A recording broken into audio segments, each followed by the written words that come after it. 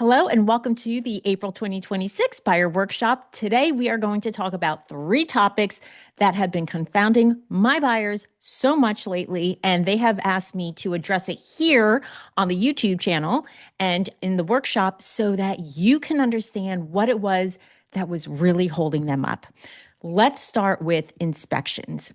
When you buy a house in North Carolina, we may not be doing all of the inspections that you're doing in other states. In fact, I found out that in some states, it is the sellers always doing the inspections before going on market. And here in North Carolina, well, it's a buyer beware state. So the sellers do not have to do any inspections or even put anything on the disclosures, believe it or not. So it is up to the buyers to get the inspections done and pay for it themselves. Little frustrating when you're used to the sellers doing it in other states, but that's North Carolina, folks. So let's start with the idea of the general inspection. That general inspector will be coming into the home and looking at everything from the electrical, the plumbing, the roof, the crawl space, the attic, and so forth. They are going to be looking for potential structural defects and everything in between. They will be pointing out exterior caulking that comes up on every report that needs to be done to ensure that no water is penetrating the home and so forth. So you will be getting the roof looked at either by them walking on it or with a drone, the electrical, the plumbing, the HVAC, and so forth. Now, however, notice I mentioned HVAC. That will be the second inspection that I will be recommending on top of the general inspector. What happens is that the general inspector is going in and turning on both the AC and the furnace to make sure that they're both working properly. That is the general scope of what they do. Is it working, giving you the age of the system, recommending that you still get an HVAC inspector to further evaluate things. Now, the reason that I'm saying you really should have an HVAC inspector come in, they are the ones that take the cover off of the furnace and the AC unit and are actually looking at the components. You need to understand if any of those have cracks or defects on them. It may be working properly when turned on and so forth, but due to the age of the system or other things, they may have other issues that can't be seen until you take the cover off. And the general inspector does not do that. So the next layer of inspection, obviously, that I'm going to recommend is having an HVAC inspection done. The general inspector does also offer a radon test, and I really do recommend that. Radon is an odorless gas that is found in the ground, and it can be disturbed with construction, and it might even just come in through well water, believe it or not. So I always recommend that every single one of my buyers get that radon inspection. That is an add-on to the general inspection, and the general inspector can set up that test for you. The next layer of inspection that we can add on with the general inspector is getting a wood destroying insect, we call it WDI, report that looks at, do you have carpenter bees, termites, and so forth. So they will actually contract with another specialist, pest control specialist, to come out, evaluate the home, let you know, hey, is there evidence that it has ever been treated for termites? Are there any active termites, carpenter bees, and so forth? And they will actually give you that report as well. Okay, so the general inspector can also contract and do the radon test and the wood destroying insect. Then you are going outside of the general inspector to get the HVAC inspection done. I also recommend, if you are concerned, to also get the sewer scope done. So you are checking the line from the home out to the road or wherever it clears out to, and you want to know, have any tree roots actually penetrated that tube and caused any problems? Is it cracking anywhere? Is it flowing properly? And so forth. That's going to be really important when you are hooked up to the public sewer. And many of the houses here are, so that's generally what we see the most. Now, obviously, if you have a septic tank, Number one, I gotta tell you, we're going to ask the seller to get the poop pumped out because it's theirs. And who knows the last time that they did it? Unless they just did it, it would be nice for them to give you a home with a clean tank. I mean, it's their poop. We don't want it. So we will request from the sellers to get the septic tank emptied and cleaned. But you may still want to have a sewer inspection done. Sorry, the septic inspection done so that you can know, is the septic pump and everything working properly? That's going to be really important for you. If you are on a well, this is well water, then whether it's let's say a shared well or a private well, I still do recommend that you get your water tested. If it's a private well, they're going to test it at the well. If it's a shared well, might be shared with a couple of houses or whatever the case may be, you will want to have that water tested as well. A lot of homes have Aqua is the brand that does the community well, and that's a little harder to do to test and so forth.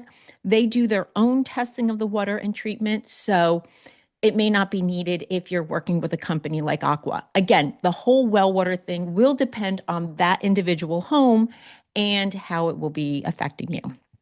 Okay, so general inspection, radon test, wood destroying insect, HVAC, sewer scope, septic tank, and also getting the well water tested.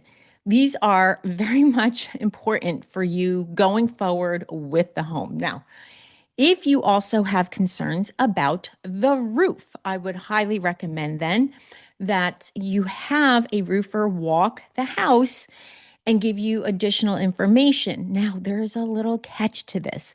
Many roofers do not want to come out unless you are the owner. They many times are thinking, I might get this to go through homeowners insurance. So I need the owner present and I need their permission because we're hoping to get a job to pass through to the home insurance. You see, there's a little bit of a catch-22 there. You as a buyer really want information. They, as the roofers, really want to get a job out of this. And so they may not do the roof inspection for you. They may want to do it for the seller so that they can get some money out of this. Now, all of these inspectors generally do request some type of payment. They're not all going to be, let's say, a courtesy call, okay? So you're paying for the general inspector, you're paying for the radon test, a wood destroying insect, all of them. I mean, like literally every single one is going to have a cost to it. So you can be around $1,000, you can be above $2,000, depending on how many layers of inspections we need to add to that. Now, if your inspector found that there may be cause for concern for structural issues, we're going to have to hire an engineer to now come in and do their full evaluation of the home and give you their report. So I have a wonderful engineer that I work with and so forth. The next inspection that you may need to have will be a crawl space expert. I love my Ben Peru. He is on my YouTube. I have a whole video with him. He comes in and will be able to tell you how much potential growth, can't call it mold, can't say that, no mold, but we will say bacterial growth that is present in the crawl space if it's noted on the inspection report. And potentially there's some falling insulation or other moisture issues in that crawl space that needs to be addressed. And the man for that is my Ben. Love the man. He's so fantastic at his job. He is not a salesman. He is purely informative and he is there to protect you. So that might be another inspection that you need.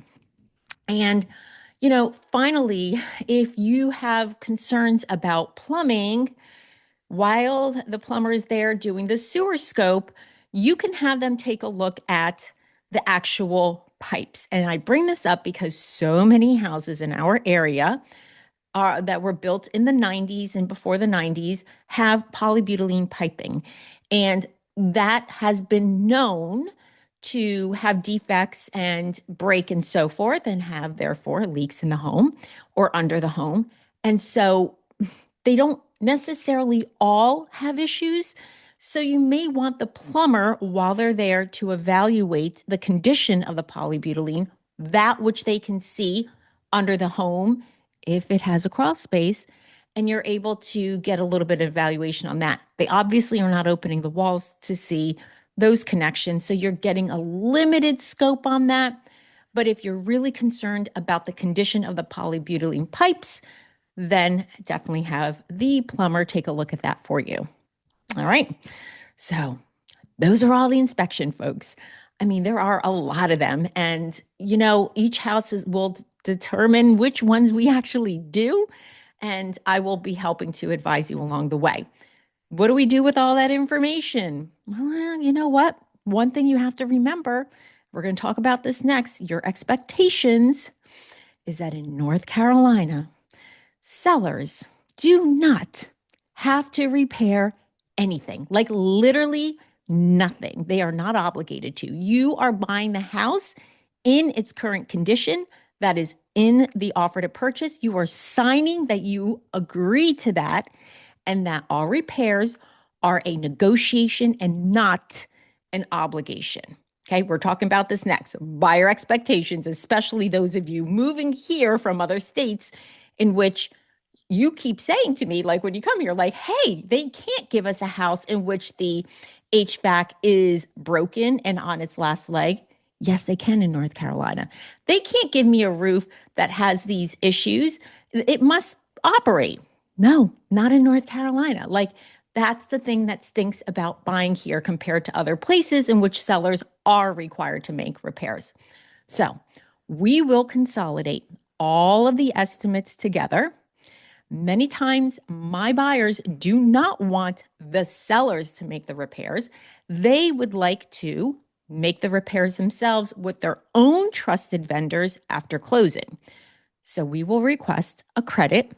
We will get all of the estimates, go to the seller, present the information, and request that credit from them. If you really want some repairs to be done, we'll request that as well. Or if you want them to do everything, sure, we'll go for it. But you must set your expectations accordingly. And in North Carolina, they don't have to do a darn thing. Are sellers doing things right now? I'd say yes. Many of the sellers are giving some type of credit toward the repairs that the buyers can do down the road. It's been so much better in this case now than it was a few years ago, and even during COVID when things were crazy. We were literally submitting offers back then that said, we will not request any repairs. Still did the inspections, but it was for information and nothing else. That was a lot. That was a lot to tell you guys all about all of the inspections and what we do with it afterwards. I know, coming here from another state, it's totally different. And I hate that for you. And I'm so sorry, but we will do the best to protect you before you even go under contract. So let's talk about your expectations when you move here from another state. We just said it's a buyer beware state. I mentioned that sellers do not need to have a pre-inspection done.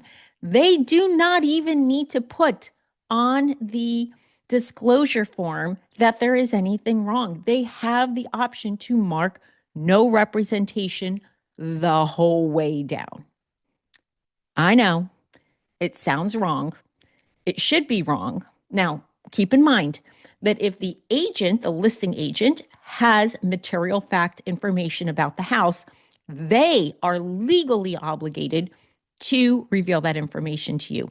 But if they don't even know it, nobody's telling you anything about the house. Okay. So, buyer beware.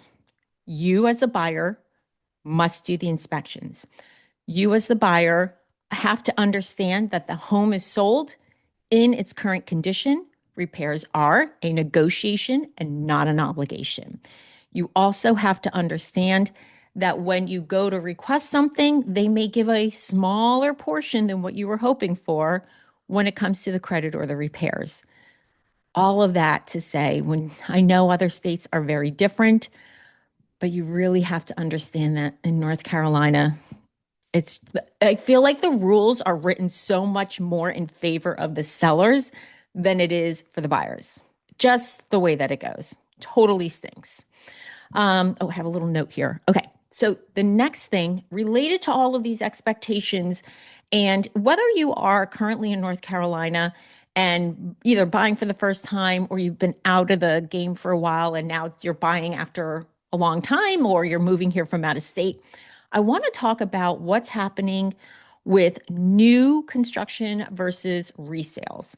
Now, if you are lucky enough to be able to get a new construction home before the drywall goes up, that's the best scenario. We want to have a case where you can do several inspections.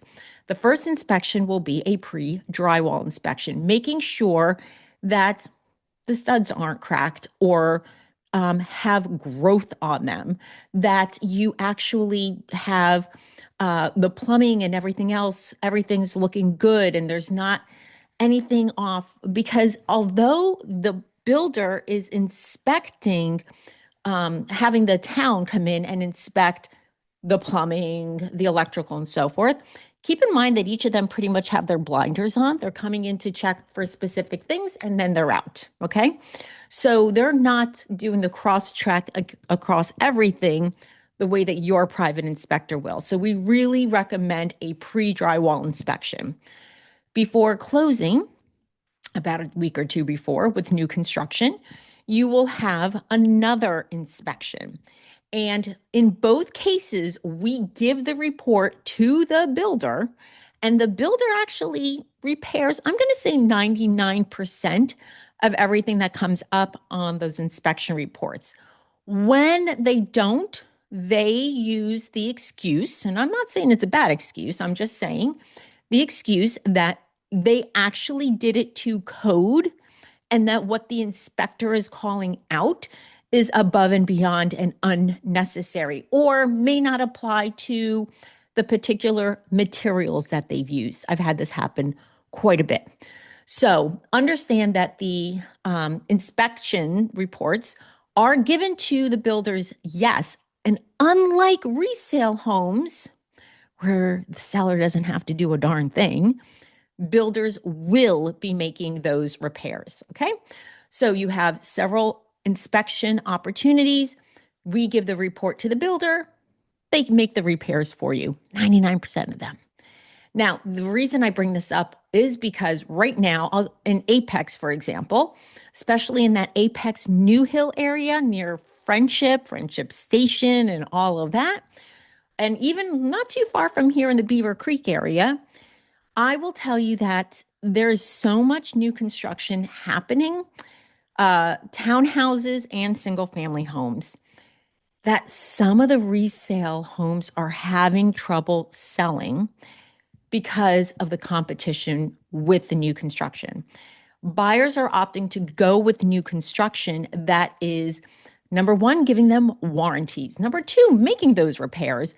And number three, the offering those crazy incentives like super low rates, closing costs paid, and so forth, that resale just doesn't have the chance to compete with that. In fact, many buyers here are opting to even go with a townhouse over a single family house because of the incentives from the new construction community, because of the warranties, because of the different things. So if you're going to spend $550,000 on a townhouse versus $550,000 on a 10 to 12-year-old resale home, I am seeing you buyers, I have lots of them, going for the new construction over the resale home time and time again. There is a lot of nuances for sure with the new construction that you're not going to get with a resale home. Choosing new, expectations. So I hope that I covered so much for you today. Your expectations, both with new construction, resale, coming into North Carolina, understanding the differences here versus your state, And the inspections are so important. I never, ever, ever have recommended that my buyers skip an inspection. Even when we were saying we won't request repairs, I made sure that they had the knowledge that they needed to know if they're going to move forward or not. And remember, if you choose not to move forward, you are walking away from your due diligence fee. If you choose to walk away for any reason, you're walking away from the money you spent and the due diligence fee. So I really try when we're walking through the house together to point out everything I see, and all my buyers will tell you, there goes Nina crawling into the crawl space. There goes Nina going up into the attic. I'm pointing out every place that I think an inspector is going to try and point out to you. I don't know all the electrical stuff. I definitely don't know all of the plumbing stuff. I can't see everything, but I'm going to try and do as much as I can to protect that due diligence fee because I have so many out of state buyers right now that I'm working with that I'm helping to relocate here. And I give them all of this information. And yeah, y'all, this whole video, this whole thing that we've been doing in the workshop is overwhelming. And it's something that we approach with knowledge and patience. It's something that I have to repeat time and time again because it's so hard to accept. It's so hard to grasp. Like, Nina, you gotta be kidding me. Really? They really don't have to, disclose this? They really don't have to repair this? It's hard to accept. And so yeah, we're going to go through it slowly. We're going to go through it patiently. I will be happy to continually give you the information. I know it's hard to digest. I know it's hard to accept, but I am here as your partner to help you every step of the way. So, one thing that I do recommend is that you watch this video that I have here all about the differences of the due diligence fee and the earnest money. If this is your first time to my YouTube or anything like that, this one is going to explain so much to you. Be sure to share this with any of your friends that are thinking about a move to North Carolina. Make sure they understand that I'm really on their side to protect them. And I want you to come to me with any questions you might have now rather than wait till later and say, I should have asked. Even if you're not moving to this triangle area, you're moving to Charlotte or whatever, drop me a question. I'm happy to help. All right. So we have the seller workshop in 2 weeks. And until then, thank you so much for watching. And I look forward to seeing you in the next buyer workshop.